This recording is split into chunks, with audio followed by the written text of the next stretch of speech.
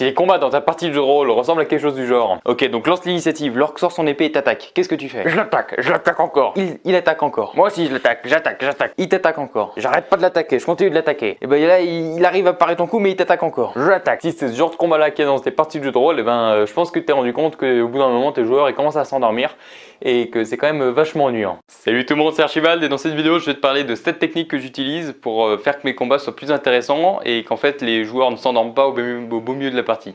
Donc c'est vrai que c'est super compliqué quand même de faire des combats, pas des combats rapides, dynamiques, qui intéressent les joueurs. Moi, durant des années et des années, j'ai fait des combats super ennuyants, trop longs, que les joueurs ils s'endormaient, ils avaient juste envie de sortir leur téléphone pour regarder Instagram ou Twitter. Ça, il faut pas, hein, parce que sinon, ça veut dire que ils perdent un morceau de la partie. Il faut vraiment éviter ça à tout prix. Et la plupart du temps, si jamais tes joueurs ils commencent à sortir le téléphone, et ben ça peut soit être leur faute s'ils sont pas intéressés, ou alors ça veut dire que c'est ta faute et que il faut que tu changes quelque chose dans tes mécaniques et tout ça. Et donc c'est pour ça que je fais cette vidéo là. Ça c'est pour surtout pour les maîtres de jeu, pour aider les maîtres de jeu à garder l'attention de leurs joueurs. Mais il faut pas oublier que c'est quand même le jeu de rôle. Il y a quand même un énorme contrat, une collaboration entre joueurs maître du jeu, que s'il n'y a pas cette collaboration, ça peut pas fonctionner. Donc voilà, avant que la vidéo commence, mets un j'aime à la vidéo, partage la vidéo, abonne-toi à la chaîne YouTube et rejoins-moi sur Instagram. Donc il faut faire attention qu'en fait là, ce qu'on cherche, c'est pas faire des combats courts ou des combats rapides. Ce qu'on cherche, c'est faire des combats épiques, intéressants, captivants. Car en fait, il faut que les joueurs passent un bon moment. Si on peut faire un combat rapide, que ce soit j'attaque, t'attaques, mais ça sera super ennuyant. Que si on fait un combat épique avec des bonnes descriptions et qu'en fait les joueurs ils sont vraiment dans l'histoire, là ils vont passer un bon moment, le combat va bien se passer et ils vont vraiment être dans l'histoire. On va avoir l'impression que le combat dure moins longtemps. Mais en fait, il peut durer plus longtemps qu'un combat ennuyant sans qu'on s'en rende compte. Tu vois, c'est un peu ça. C'est quand on passe un bon moment, le temps passe rapidement. Lorsqu'on s'ennuie, ça passe lentement. En fait, c'est la même mécanique avec les combats. Il faut faire un combat qu'on a l'impression qu'il est rapide. Un combat dynamique et qu'on ne s'endort pas en fait. Donc ma première astuce, et là tout le monde n'est pas très d'accord sur ce point là, c'est que je pense qu'un combat ne doit pas couper avec l'histoire principale et ne doit pas couper la narration en fait. Ce que je veux dire par là, c'est qu'en fait un combat ne doit jamais venir en fait déranger l'aventure et déranger en fait le développement de l'histoire, mais il doit toujours l'accompagner. Ça veut dire qu'en fait l'aventure est un escalier et les aventuriers ils montent marche à marche. Et il faut pas que faut que le combat soit une marche en plus, c'est-à-dire qu'on a fini le combat, c'est une étape en plus qu'on a réussi. C'est-à-dire qu'on est un peu plus proche de la réussite. Il faut pas que ce soit juste un mur. C'est-à-dire qu'on a l'escalier, combat, il passe une étape. C'est pas combat, mince, ça nous empêche d'avancer. C'est-à-dire que c'est pour ça, il y a beaucoup de personnes, il y a beaucoup de maîtres de jeu qui utilisent énormément de tablets aléatoires pour faire des monstres et des choses comme ça. Moi, ça j'aime pas trop parce que ça vient vraiment couper dans l'histoire. C'est dans un donjon, paf, il y a un monstre aléatoire qui arrive, ou alors paf, il y a un monstre, et en fait ça participe rien du tout à l'histoire. Ça vient juste couper la narration et je trouve que c'est vraiment dommage. On peut résumer ça par le combat doit toujours avoir un objectif. C'est-à-dire que le combat, il faut qu'on sache pourquoi est-ce qu'on se bat. Est-ce qu'on se bat parce que il faut défendre la ville, il y a des orques qui l'attaquent, ou alors est-ce que les bandits qui ont été lancés à la recherche du même artefact que les aventuriers, ils se sont rencontrés, ils ont eu besoin de se battre justement pour pas avoir de la compétition plus tard, ou alors peut-être des choses comme ça. Bref, il faut toujours que ça serve, il ne faut pas que ce soit juste un combat inutile et je sais pas, ils sont juste dans la forêt, voilà, en train de voyager d'un point A à un point B et ils n'arrêtent pas de rencontrer des monstres. Sauf si ça sert à l'histoire pour dire il y a une énorme concentration de monstres, c'est étrange et en fait il y a peut-être un point de magie ou quelque chose comme ça qui fait venir les monstres. Mais sinon, si c'est juste pour leur dire voilà, il y a du combat parce que c'est du combat, je trouve que ça sert à rien. Il faut vraiment que le combat garde son objectif et vraiment chaque monstre, chaque ennemi soit là pour une raison en fait. Si tu appliques cette astuce, tu vas te rendre compte que tes aventures et tout ça, ça va être déjà bien plus fluide. C'est-à-dire que les aventuriers, même lorsqu'il y aura un combat, ils auront moins de mal à commencer le combat. Ils vont pas se dire non, encore un combat, non, parce que pour eux en fait c'est bien, ça fait avancer l'histoire, c'est les ennemis, il faut qu'on les tue pour arriver à passer l'entrée ou quelque chose comme ça. Ça sera pas juste des ennemis inutiles. Ça viendra pas couper avec la narration, ça viendra l'accompagner. Donc c'est pour ça que je pense que c'est un des éléments les plus importants, qu'il faut que tous les combats aient un objectif et ils aient une raison d'être là en fait. Il faut qu'ils aient une raison d'exister.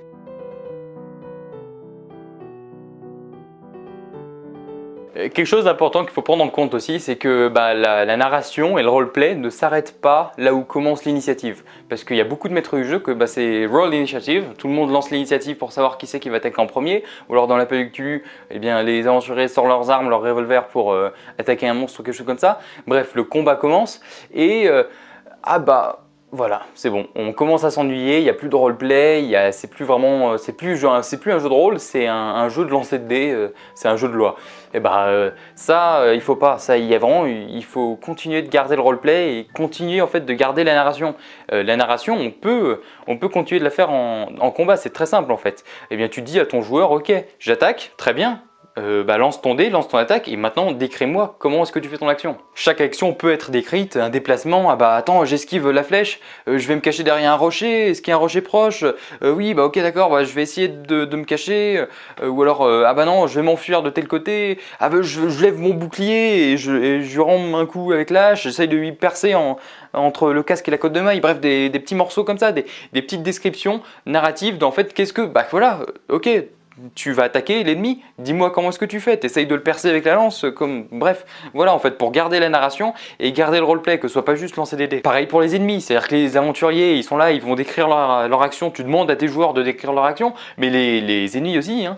Ça veut dire que les ennemis c'est pas juste trois pauvres numéros, des points de vie, une attaque et un damage, un dégât, c'est pas juste ça, c'est aussi un personnage qui va essayer d'insulter les personnages, les PJ pour essayer de les provoquer, dire t'es trop faible, même ma grand-mère tape plus fort ou des choses comme ça, bref, des insultes, il peut essayer de les insulter ou alors il peut leur dire de se rendre par exemple. Si c'est des chevaliers errants ou quelque chose comme ça, pour une raison X ou Y, les aventuriers se battent contre des ennemis qui ne veulent pas les tuer, mais ils peuvent leur dire rendez-vous, on vous arrête ou quelque chose comme ça, au lieu de directement abandonner ou juste de se battre. C'est aussi des êtres humains ou alors des êtres intelligents des fois les ennemis. Donc il faut prendre ça en compte aussi que l'être derrière il a une raison, hein, c'est pas juste des numéros, il peut parler, il va justement essayer de parler aux joueurs, de les raisonner, peut-être leur dire arrêtez de vous battre ou des choses comme ça. Donc il faut faire attention hein, parce qu'il y a beaucoup de maîtres du jeu qui ne font pas du tout de description pendant les combats,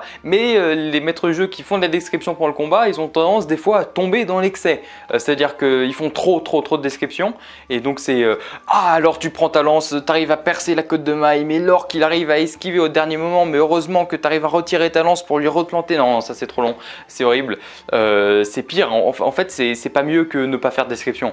C'est-à-dire que ne pas faire de description ça fait un combat ennuyant et long, et de faire trop de description, les joueurs ils s'endorment, ça fait aussi un combat ennuyant et long. Donc voilà, il faut arriver à trouver un bon juste milieu entre les deux, ça veut dire être dynamique, que les personnages décrivent rapidement leur action. Ok, j'essaye de le taper au milieu dans le torse et que ce soit quand même interactif, c'est-à-dire que c'est pas juste je lance le dé, mais pas non plus tomber dans l'excès à faire trop de narration et qu'en fait tout le monde s'endort.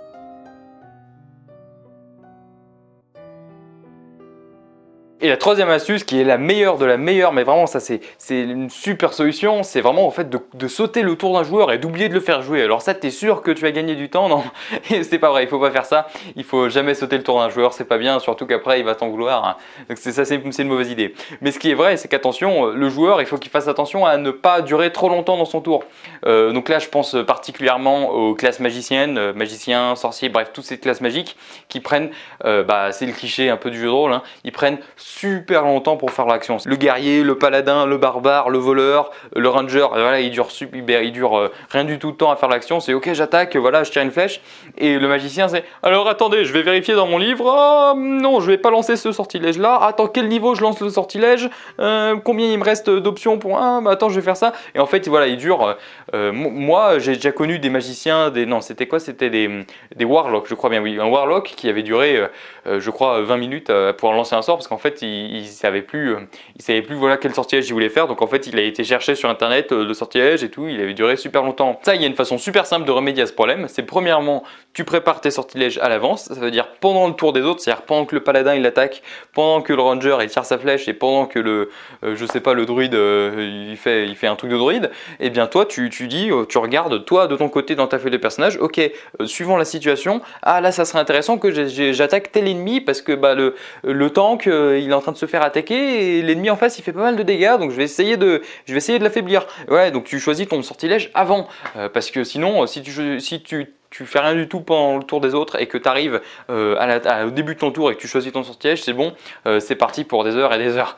Donc il faut faire attention justement de bien connaître ton sortilège avant. Et la deuxième astuce qui est super simple, c'est d'apprendre tes sortilèges tout simplement. Je veux dire, c'est simple hein, d'apprendre les sortilèges. Tu connais les sortilèges que ton personnage connaît, tu connais leur effet, évidemment tu peux pas connaître tout par cœur, tu as une petite fiche pour te rappeler les trucs, mais c'est simple, je veux dire, le maître du jeu en comparaison, il faut qu'il fasse avec l'univers, les PNJ, les ennemis, les combats, il faut qu'il gère absolument tout, et puis toi, tu as juste besoin de connaître tes sortilèges. Donc franchement, t'as pas à te plaindre, c'est quand même vachement simple. Donc voilà, tu apprends tes sortilèges pour savoir quel sortilège, en tout cas tu apprends tes sortilèges principaux, et puis voilà, il faut pas qu'au début de ton tour, tu aies besoin de demander aux gars qui connaissent les règles, au maître du jeu et tout ça, pour dire ok, alors attends, c'est quoi ce sortilège, comment est-ce que je peux faire? Non, ça il faut que tu l'aies déjà préparé à l'avance, et que ton tour, voilà, tu dis ok, c'est bon, c'est mon tour, je lance boule de feu, je lance Mage Hand ou des trucs comme ça. Donc ça dépend des jeux de rôle, mais dans la 5e édition de Donjons & Dragons, un tour, ça dure 6 secondes, je crois bien 5 ou 6 secondes. Il y a un sortilège, il peut lancer un sortilège rapide qui dure 6 secondes, ou alors le guerrier il donne un coup d'épée, ça lui prend 6 secondes d'avancer, de taper, et ainsi de suite. Ça veut dire que dans la narration, sur la table, eh bien tu lui dis ok, qu'est-ce que tu fais? T'as 6 secondes, 1, 2, 3, et voilà comme ça. Si au bout de 6 secondes, eh bien, il n'a pas eu le temps de te répondre, il ne sait pas qu'est-ce qu'il fait, eh ben, tant pis pour lui, il a perdu son tour. Mais c'est ça, il faut garder une dynamique et ne pas perdre de temps. La plupart du temps, c'est les classes de magiciens qui font perdre du temps, mais il y a aussi des guerriers ou des choses comme ça qui en fait se perdent dans l'histoire.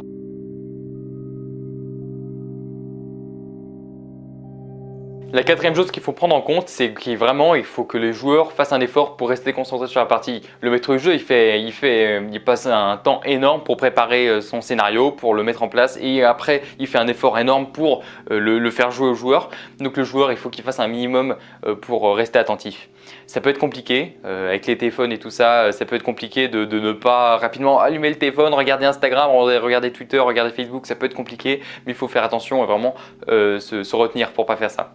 Les joueurs, certains joueurs qui en fait ne sont pas bien concentrés à table, le tour de tout le monde est terminé et eux, ils sont sur leur téléphone. Ah mince, ah c'est mon tour, ah désolé, je savais pas que c'était mon tour, je sais pas, qu'est-ce qui s'est passé? Et qu'est-ce qui s'est passé? Qu'est-ce qui s'est passé? Alors ça il y a plusieurs années, lorsque j'avais sur un des groupes de joueurs que j'avais il y a 4-5 ans, ils n'arrêtaient pas de me dire ah mince, qu'est-ce qui s'est passé? C'est-à-dire qu'en fait tout le monde jouait et puis il y avait un ou deux joueurs qui n'étaient jamais attentifs, et donc une fois que c'était leur tour, ils ne savaient pas qu'est-ce que le gars d'avant avait fait, ils ne savaient pas que le magicien il venait de faire ça, donc en fait ils attaquaient pas, ils faisaient pas vraiment de stratégie de groupe et ils ne pouvaient pas attaquer en relation ou en tout cas en accord avec ce que les autres avaient fait avant. Donc en fait ça fait un combat tout décousu et puis bref, tu perds 5 minutes, le gars ah qu'est-ce qui s'est passé, tu perds 5 minutes pour lui expliquer qu'est-ce que tout le monde a fait avant, alors qu'en fait il aurait juste pu être attentif, écouter, ok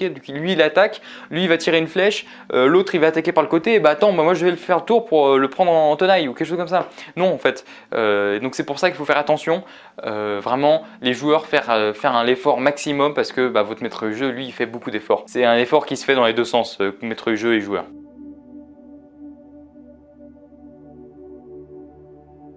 Donc la 5e astuce que j'utilise de temps en temps, c'est en fait de donner aux joueurs 1 minute à la fin du tour pour en fait qu'ils puissent se concentrer sur un point de vue de la map en entière et sur le groupe, et pas en fait personnellement. C'est-à-dire qu'en fait ils se disent, en fait c'est 1 minute de stratégie. Voilà, en fait je leur donne 1 minute pour qu'ils se disent ok, alors il faudrait qu'on fasse telle reposition, c'est-à-dire qu'en fait le guerrier il est là, le paladin il est là, mais le magicien il est là, il risque de se faire attaquer et il n'a pas beaucoup de protection, donc il faudrait envoyer le paladin de ce côté et envoyer le guerrier comme ça pour avoir l'avantage.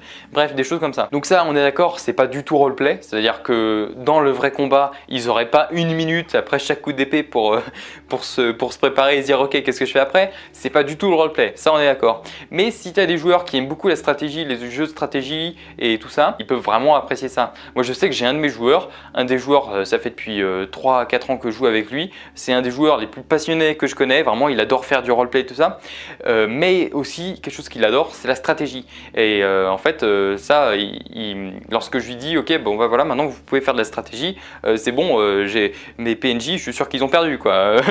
Il ils vont se mettre à faire de la stratégie, ils se mettent sur la carte, ok, ils repositionnent tout.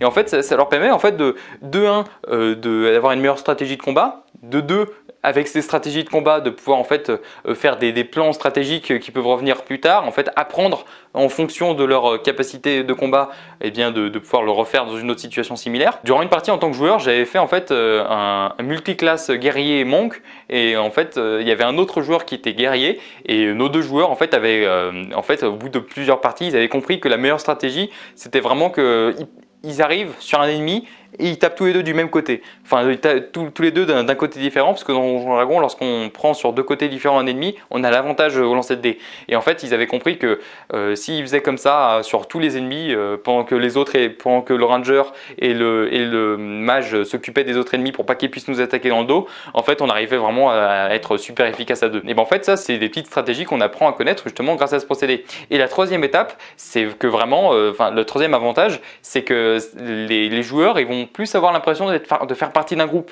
C'est-à-dire que c'est pas juste un combat indépendant, ok j'attaque, moi je lance une boule de feu, moi je tire une flèche. Non, c'est plus, ok alors ça serait bien si tu peux me lancer un sortilège tel truc, ah oui tiens toi tu pourrais me lancer le truc pour gagner plus de points de vie ou je ne sais quoi. Et en fait voilà, ça permet de développer en fait le groupe et d'avoir plus l'impression de faire partie d'un groupe et pas d'être juste un aventurier comme ça.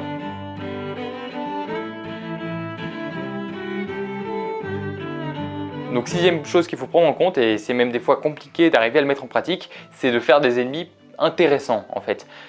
C'est vrai que des gobelins, des orques, des trolls et des brigands, on en a vu, revu et re-revu, c'est lourd, on les connaît tous, c'est juste un petit truc vert avec une épée qui fait qui tape sur, voilà, c'est chiant. Les gobelins c'est chiant, les brigands et les choses comme ça on en a vu trop, et en fait les joueurs ça les ennuie et puis c'est rien d'amusant quoi, c'est juste le lancer un dé pour attaquer. Et donc en fait une des meilleures techniques pour faire des combats intéressants et des combats qui soient pas répétitifs, c'est en fait de prendre des ennemis hors du commun, des ennemis que les joueurs ils ont jamais vus. Dans le livre des monstres officiels, il y en a plein. Il y a plein de monstres que je suis sûr que tu n'as jamais utilisés. Mais aussi il y a plein de livres non officiels de monstres dans lesquels il y a des trucs super intéressants.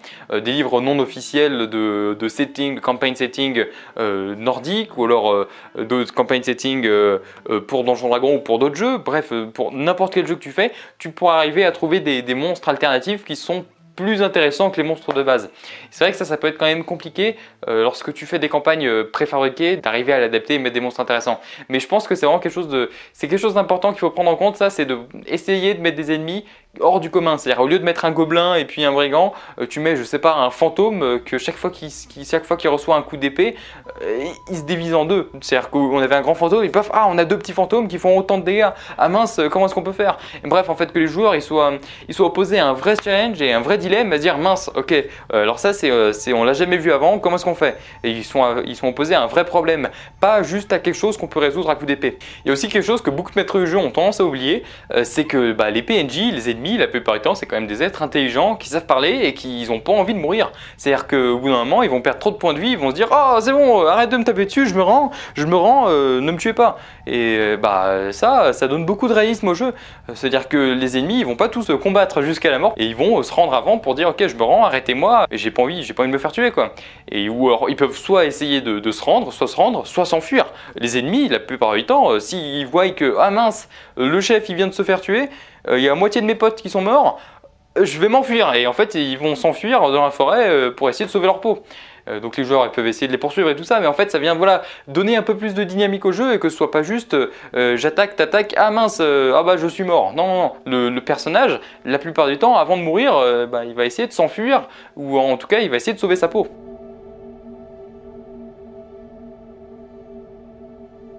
Moi, quelque chose que j'apprécie énormément et que je trouve que ça vraiment permet d'améliorer énormément un combat, c'est utiliser des terrains. Donc là, des terrains en 3D, si par exemple tu as envie de les fabriquer, ou alors des terrains en 2D, si tu veux imprimer des cartes, ou alors les dessiner sur un tableau blanc, les dessiner sur une feuille blanche ou des choses comme ça, et bien ça c'est super. Vraiment, il y a beaucoup trop de maîtres de jeu qui ont tendance à oublier, mais le jeu de rôle, dans un combat, il y a 3 éléments. 1, les PJ, donc les personnages joueurs. 2, les ennemis, les PNJ. Et 3, l'environnement. L'environnement, c'est super intéressant. Vraiment, c'est une salle avec 4 murs, c'est ennuyant. Y a rien, on peut pas interagir, ou on peut interagir avec les murs ou la porte. Bref, voilà, c'est nul.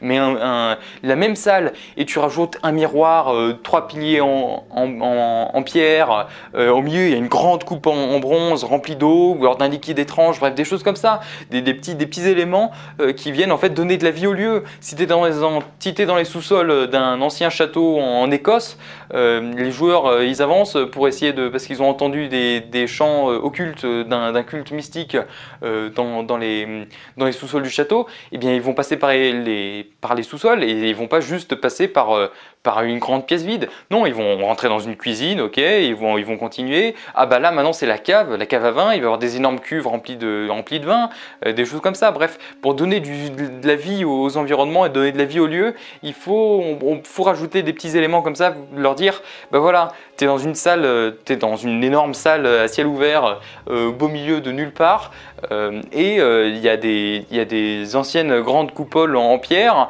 Là il y a des anciennes tours, une petite tour qui est tombée, bref, des ruines, des choses comme ça, des éléments pour qu'en fait les joueurs peuvent dire, ah bah mince, là je sais pas, ils sont dans une grange, il y a le guerrier qui donne un grand coup d'épée, il rate son ennemi et il tape dans un des piliers. Le toit risque de s'effondrer, ou alors il va y avoir des briques qui vont tomber, des choses comme ça, pour qu'en fait, voilà, faire que l'environnement soit plus interactif, que les joueurs peuvent dire, ou alors que voilà, le voleur, ah bah attends, il y a des briques, enfin il y a des tuiles du plafond qui commencent à tomber par terre, je vais essayer d'en prendre une pour le lancer sur le gobelin, pour essayer de le taper avec. Bref, des choses comme ça, en fait, que les joueurs peuvent interagir avec leur environnement, et que ce soit pas juste, voilà, que ce soit pas juste 4 murs et une porte. Donc ça, pour ça, il y a plein de solutions différentes. Tu peux faire des terrains en 3D, j'ai fait une vidéo dans laquelle j'explique comment faire quelques morceaux de terrain en 3D. Sinon, c'est très simple hein, de faire des terrains de base, des dalles de donjon, des dalles externes, d'extérieur avec du faux herbe, des fausses maisons, des tours en pierre, bref, des choses comme ça, c'est très très simple. Mais si tu veux pas faire ça, tu peux juste prendre une feuille en papier pour gribouiller quelque chose. Ou alors si tu es sur Roll20, sur Roll20 ou sur ordinateur, tu peux dessiner quelque chose sur GIMP ou bref, l'équivalent. C'est simple et ça prend pas beaucoup de temps, et surtout ça permet vraiment d'ajouter quelque chose vraiment ça vient améliorer le combat, d'avoir une carte, d'avoir un environnement plus réaliste, plus vivant. Et ma 8e astuce, qui est plutôt un bonus qu'une vraie astuce, parce que il y a déjà beaucoup de personnes qui le font, mais il y a certaines personnes qui ont tendance à l'oublier, et c'est vrai que quand tu es maître du jeu, ça peut être compliqué de le faire en même temps que tout le reste, c'est de mettre de la musique. De la musique d'ambiance, c'est vraiment une des meilleures choses pour vraiment arriver à garder la concentration sur le combat. Tu as la musique épique et vraiment tu es là, tu es dans le combat, tu es concentré. Évidemment, il y a différents types de musique pour l'aventure ou alors le combat. Si tes aventuriers ils sont là en train de... c'est une baston de taverne, ça va être une musique de taverne un peu folle, un peu voilà. Si tu es par contre, si tu es dans un donjon lugubre en train de battre un dragon gigantesque, ça sera pas la même musique. Il va falloir mettre quelque chose d'un peu plus épique, hein, quelque chose d'un peu plus fort. Si par contre tes aventuriers, tes investigateurs sont dans les sous-sols d'une mine au beau milieu perdu dans le Michigan, et ils sont là en train d'avancer avec leur lanterne et ils rencontrent des cultistes au fond de la caverne. Ah bah là, il faut mettre une musique un peu plus de suspense, un peu plus avec de la tension qui vient mettre le stress. Et bref, ainsi de suite. Ou alors, voilà, si les joueurs ils sont dans une arène en train de faire un combat héroïque, eh bien, il va falloir mettre quelque chose, une musique de combat, mais une musique un peu joyeuse, quelque chose d'héroïque, quelque chose de fort, quelque chose de puissant. Bref, il y a plein de choses comme ça qu'il faut prendre en compte. C'est que suivant l'environnement, le combat ou l'ambiance du combat, si c'est un combat un peu amusant à la Nullbuck ou alors quelque chose de cliché, ou alors je sais pas, si tu veux faire un one shot spécial, quelque chose d'amusant tout simplement, et bien voilà, tu vas pas prendre la même musique que si tu veux faire un combat vraiment lourd, pesant, quelque chose, un jeu d'horreur ou des trucs comme ça. C'est ça qu'il faut prendre en compte. Donc ça peut être compliqué. Toi, moi je sais que j'ai beaucoup de mal lorsque je suis maître du jeu d'arriver à être sur la carte et tout, et en même temps de mettre la musique. Donc moi ce que je demande la plupart du temps, c'est que je demande à un des joueurs, donc je lui dis avant le type de la partie, ok donc ça va être quelque chose d'un peu plus horreur, qui va se passer peut-être dans un souterrain ou des choses comme ça, et en fait que voilà, il connaît beaucoup de musique et il peut mettre des musiques d'ambiance, des choses comme ça qui en fait collent bien en fait à l'ambiance de la partie, parce qu'en fait le joueur c'est quand même plus simple pour lui de prendre le temps de mettre une musique sur son téléphone que de mettre le jeu. C'est quand même compliqué, en plus de toutes les choses qu'on a à faire, de trouver le temps de mettre de la musique. Donc voilà, ça c'était donc mes 7 astuces que j'utilise pour faire que mes combats soient plus intéressants, plus dynamiques, et que mes joueurs à la fin ils sont là, oh wow, on a un chien, c'était épique, ah ouais on a bien failli y passer, et ah ouais on a un chien, le monstre là, je savais pas comment le battre, ou bref des choses comme ça, vraiment qu'en fait les joueurs à la fin ils se disent ah c'était un bon moment, c'était un combat épique, c'était unique, c'était pas comme n'importe quelle autre partie. Donc voilà, j'espère que la vidéo t'aura plu. Toi dis-moi dans les commentaires quelles sont tes techniques pour faire des combats plus captivants, plus dynamiques. Dis-moi-le dans les commentaires. Si tu as un thème que tu voudrais que je parle dans une prochaine vidéo sur le combat, le jeu de rôle ou des choses comme ça, dis-moi-le dans les commentaires. Abonne-toi à la chaîne, partage la vidéo, mets un j'aime, rejoins-moi sur Instagram et puis je te dis à une prochaine fois dans une prochaine vidéo. Allez, salut!